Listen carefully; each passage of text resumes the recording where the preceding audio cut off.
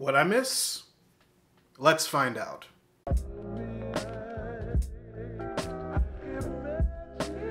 So Netflix is making a superhero movie and is trying to get Keanu Reeves to star in it.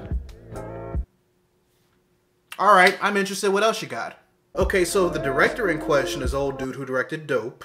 It's being written by the guy who wrote the story for every single Ratchet and Clank video game from the PS3 onward. And it's being produced by the Russo brothers. Bitch! Like, can I have this movie now? Like, can Keanu Reeves just accept that this is a good-ass idea and be on board already? Like, he ain't doing nothing but promoting Squarespace until John Wick 3 starts production. He has all the time in the world. And it's not like you have to pay him that much. No, seriously, like when it comes to his paychecks, he only keeps what he needs in order to comfortably live in New York City and just donates the rest of it. It's a win-win. So the first test screenings for Aquaman happened recently, and a lot of people had a lot of good things to say about it, which kinda makes me feel a bit better about the movie. Not entirely, but kinda. Now, I know what you're thinking, but LeRon, people said the same thing about Suicide Squad's first screening. How can we take what's being said about Aquaman to heart? Well, first thing, we have to take into consideration when that first screen testing happened, which was before Warner Brothers made all those reshoots. And we all know what happened after Warner Brothers tried to turn Suicide Squad into a Guardians of the Galaxy cash-in. Secondly, while I'm glad that people think that the movie is good, this screening and its result is not my end-all be-all regarding whether or not it is, and neither should be yours. When the movie comes out, go see it and determine for yourself. Or not, whatever. It's your life, you live it. The only thing I'm taking away from this situation is this. The lack of reshoots that the movie had means that there was very limited studio executive decisions made over the course of this movie, which means that this is James Wan's vision with limited interruptions. And all this test screening means is that people like James Wan's uninterrupted vision. So when the movie finally comes out in December, hopefully I'm one of those people. And speaking of Jason Momoa, his reboot of The Crow officially has a 2019 release date, which means that production will probably start sometime this year. October 11, 2019 is the official date, and also immediately made me start to worry about the film. Why? Because the other movies that are coming out on that date include the animated Addams Family movie, Nickelodeon's Are You Afraid of the Dark movie, because yeah, that's apparently happening, and Warner Brothers' The Goldfinch, which is a movie I know nothing about, but still, that's a lot of movies for one day. Also, there's the fact that whenever Jason Momoa is attached to a reboot, the internet just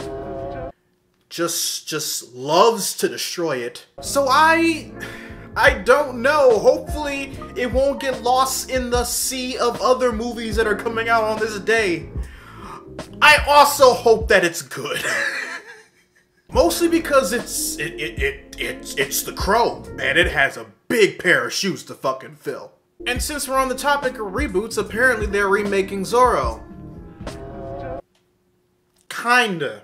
Forgive me, everybody. I've been trying to make sense of the breakdown for this story ever since y'all recommended I talk about this story for today, and I'm just not there yet. Like, from what I've been able to put together, the movie's going to mirror that of Mask of Zorro, where current Zorro is going to be training future Zorro, in which future Zorro is going to be portrayed by Kiersey Clemons. But current Zorro isn't Diego de la Vega, he isn't Antonio Banderas' character Alejandro Mulieta, or even his son Joaquin de la Vega. And apparently the two are fighting against a corrupt corporation called M-Corp, which sounds very Final Fantasy, by the way, I'm just saying. That tells me that this movie either doesn't take place in the same universe as the Martin Campbell movies, or it does, and the movie takes place so far into the future that the De La Vega bloodline no longer has any exclusivity to the Zorro persona. So you know what I'm going to do? I'm going to do what Kendrick Lamar suggested that I do, and just sit my black ass down and be humble until a trailer comes out.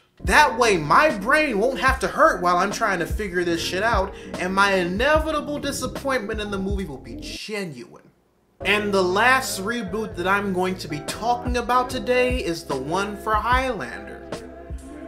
Because I'm fucking tired.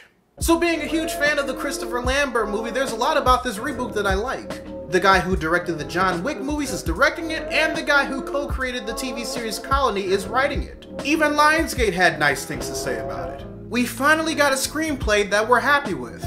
Yay! We have set up the story so that it has sequel potential. Fuck! Hey, Lionsgate, can I let you in on a little secret? Don't do that. Focus on making the first movie the best movie that it can be on its own merit, and let the public decide whether or not it deserves a sequel with the box office numbers. Then start thinking ahead like that. Because when you're doing what you're doing now, your shit's gonna end up like Terminator Genesis, and nobody deserves their shit to end up like Terminator Genesis, especially Highlander. Like, I really appreciate the enthusiasm, Lionsgate, but, can you not? Anyway, readers, your homework assignment for the day. Write in the comment section below any news stories that I might have missed, and I'll make sure to try and cover them next week. Also, be sure to subscribe to the channel and turn on notifications, because I post new videos every Monday, Wednesday, and every other Friday. But until then, this is Readus 101. Class dismissed.